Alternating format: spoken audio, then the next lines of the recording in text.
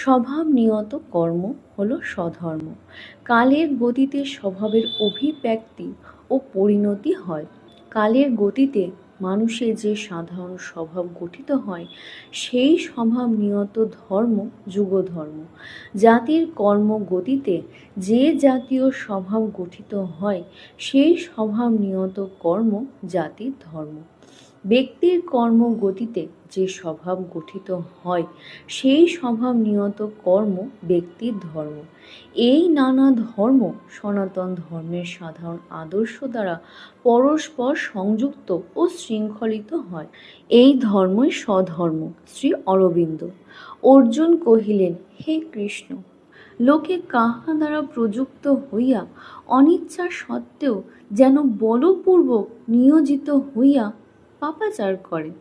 তুমি বলিতেছ, ইন্দ্রিয়ের বিষয়ে ইন্দ্রিয়ের রাগ দেশ অবশ্যম্ভাবী, উহার অধীন হইও না।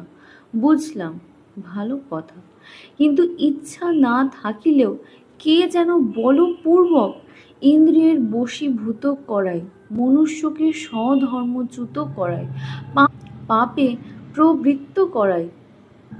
কাহার প্রেরণায় এইরূপ হয়?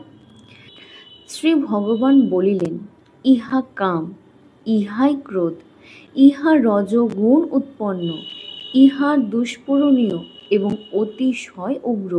ইহাকে সংসারের শত্রু বলিয়া জানিবে। ইহাই কাম, ইহাই ক্রোধ।